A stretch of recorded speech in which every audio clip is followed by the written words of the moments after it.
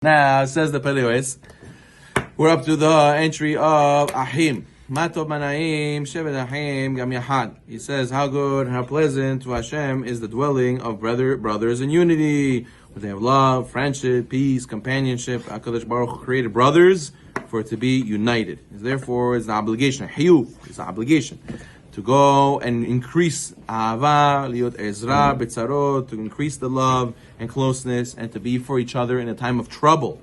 And therefore, that's why the pasuk says in Mishlei, Achle tzara yevaled, the brother was born for a time of affliction. Why did Hashem make people have brothers? For what purpose? Maybe everybody should have just one child and no siblings. Why did Hashem create the concept of siblings? 4 times of suffering. 4 times of suffering. That what? Ish et ahiv yazoru, as the pasuk in Yeshaya says, a man shall certainly come to the aid of his brother. So therefore, we have to realize the Torah commands us, mibsarecha al tit'alam. In Yeshaya it says, do not hide yourself from your flesh. You have an obligation to be there for your brother, your physical blood brother, your Am Yisrael, we're all brothers, but your real brother, your relative, your blood relative, that's what you're here for, to go and help him in a time of need. He's ma'od gnai adavar b'nei Elokim v'adam ki yeriv ben anashim achim. How much of a pazor. It's so embarrassing and it's such a pain in Hashem's eyes and other people's eyes when there's a feud, when there's arguments, when there's fighting between brothers.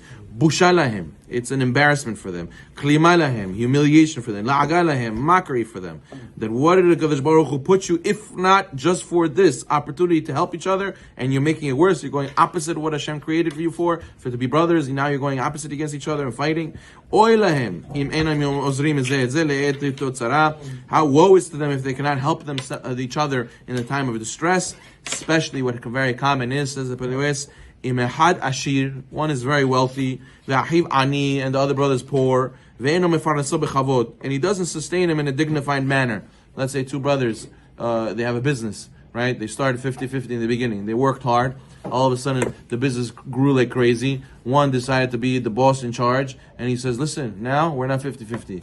You're on a salary now. You're on a salary. I'm going to give you this amount. I'm the boss. I'm the CEO. I sign the checks. I take all the money out freely. I can spend on whatever I want. I buy the Bentley. I buy the this. I buy the that. You're on salary. You have to be like betchore. And what? This is what some people do. Their money gets to their head, and they throw their brother under the bus. And what? A person thinks Hashem doesn't see this. You don't think HaKadosh Baruch Hu, why did He make you together to go and have this business together? To help each other, to support each other, to become closer, to be able to trust each other. Who are you going to trust if not your brother? And what? You went and you abused this opportunity, you go and you threw him under the bus. Woe is to you, embarrassment to that person. The person has to be careful not to give into this test, because it's a very big test. A person may start proper. He says, no, it's my brother, never. We're going to be good brothers, we're going to go and be good business partners, everything's going to be great. And you never know what can happen, how the money can speak to a person and get to their head. And Haz v'Shalom, not just embarrass him for himself, that brother who's abusing the other one.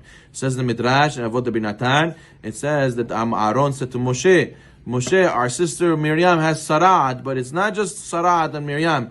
It's as if Amram Avinu nituna. It's as if our father Amram has the sarat. Why? Because it's not just pazor for him. It's pazor really to the parents. Pazor really to the family. It brings a bad name to the whole family. Haz v'Shalom.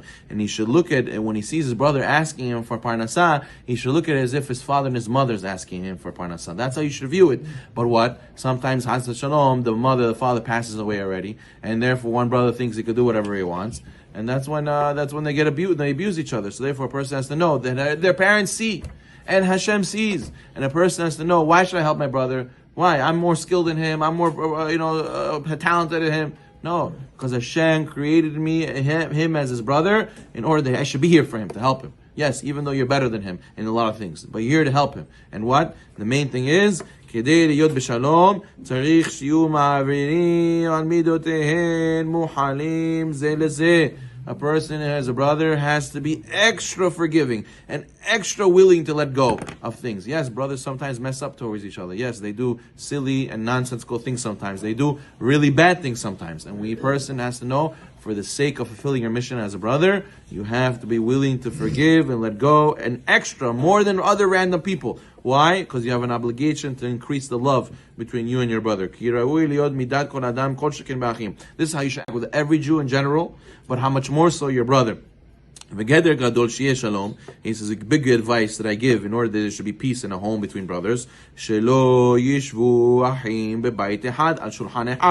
An important safeguard is they should not live in the same house and they should not eat from the same table, which means they should not have all one big account and rely on the same money. Because what happens? He says, could be the brothers, they're good with each other and they're good about the money and they say it's okay, yes, you spent all these moldings in your house that you didn't really need. Okay, chai, you spent on money, fine, it's okay, I forgive you. But what's going to happen? The nashim palganiot. He says the wives are the ones who become argumentative. And they cause strife between the brothers. They stir the pot.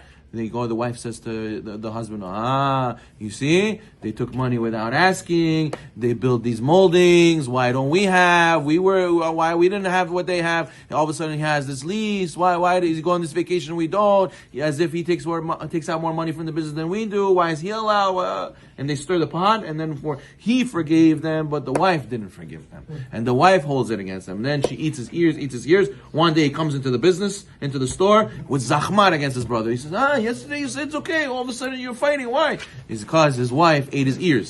So therefore, better in such a situation to separate, he says. In such a situation, imem shutafim, if they're partners in the store, ru'im divrei rivot, they see there's fighting between them, so what should they do? Techef yafridu havila. Right away, they should go and cut their ties, dissolve the partnership, because it's not worth the money with all that stress. It's not worth that you should go and fight with your brother because of that money. So he advises that even though, but we're brothers, we're family, we have to do it together. No. He says if you see there's fighting, so too, if we see any cause that leads to disputes, you should right away remove yourself from that situation. Better to have a relationship than to have $3 million with a rock in your throat. Baruch Amen.